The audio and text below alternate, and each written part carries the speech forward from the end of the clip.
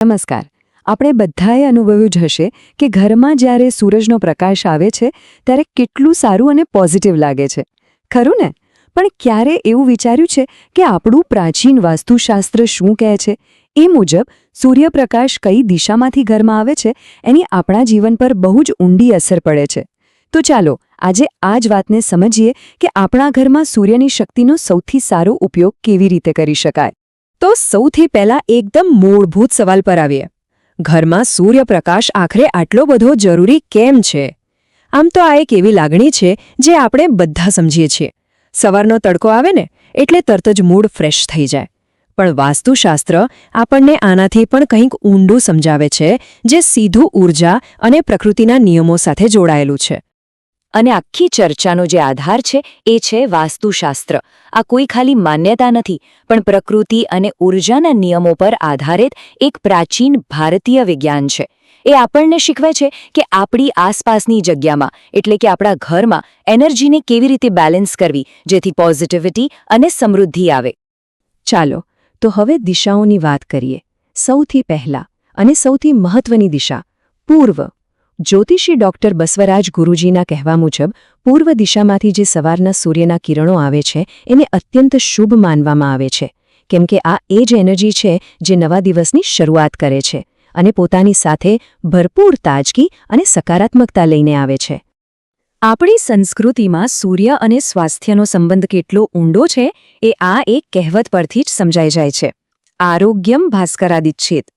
એનો સીધો અર્થ છે કે સ્વાસ્થ્યની કામના સૂર્ય પાસેથી જ કરવામાં આવે છે. અને આ વાત ખાલી વિટામિન ડી પૂરતી નથી હો. વાસ્તુ મુજબ આ તો આધ્યાત્મિક અને એનર્જેટિક હેલ્થની વાત છે. અને જુઓ, પૂર્વ દિશાના સૂર્યપ્રકાશના ફાયદા કેટલા બધા છે. વાસ્તુ પ્રમાણે એનાથી ફક્ત સારું સ્વાસ્થ્ય જ નહીં, પણ મનને શાંતિ મળે છે, કામમાં સફળતા મળે છે, આવક વધે છે અને સમાજમાં નામ અને પ્રતિષ્ઠા પણ વધે છે. એમ કહી શકાય કે આ તો એક સંપૂર્ણ એનર્જીનું પેકેજ છે.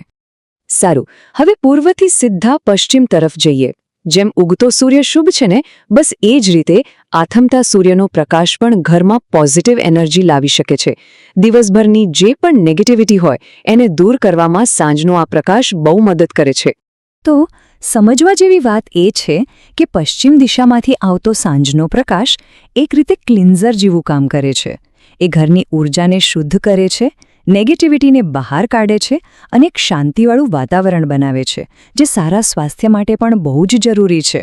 અત્યાર સુધી આપણે શુભ દિશાઓની વાત કરી, પણ વાસ્તુશાસ્ત્રમાં એક દિશા એવી પણ છે જેના વિશે થોડું સાવચેત રહેવું બહુ જરૂરી છે, અને એ છે દક્ષિણ પશ્ચિમ દિશા.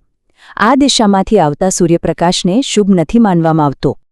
અહીંયા આપણે એકદમ સ્પષ્ટ રીતે જોઈ શકીએ છીએ.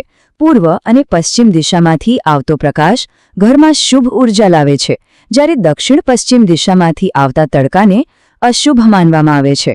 આ એકદમ સરળ નિયમ છે જે યાદ રાખવો ફાયદાકારક રહી શકે છે. તો આ બધી વાતનો સાર શું છે? આ બધું જ ઘરની જે ઓવરઓલ એનર્જી છે, એટલે કે ઘરનું વાસ્તુ, એને મજબૂત કરવા માટે છે. સૂર્યપ્રકાશ તો કુદરતનો સૌથી શક્તિશાળી ઊર્જાનો સ્ત્રોત છે, અને એને ઘરમાં યોગ્ય રીતે આવકાર આપવો એ જ એક પોઝિટિવ વાતાવરણ બનાવવાની ચાવી છે.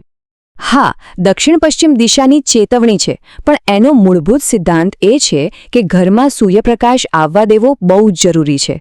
બસ દક્ષિણ પશ્ચિમ દિશામાંથી લાંબા સમય સુધી સીધો અને તીવ્ર તડકો ટાળવો જોઈએ. બાકી બીજી દિશાઓમાંથી આવતો પ્રકાશ તો ઘરના વાસ્તુને ચોક્કસપણે મજબૂત જ બનાવે છે.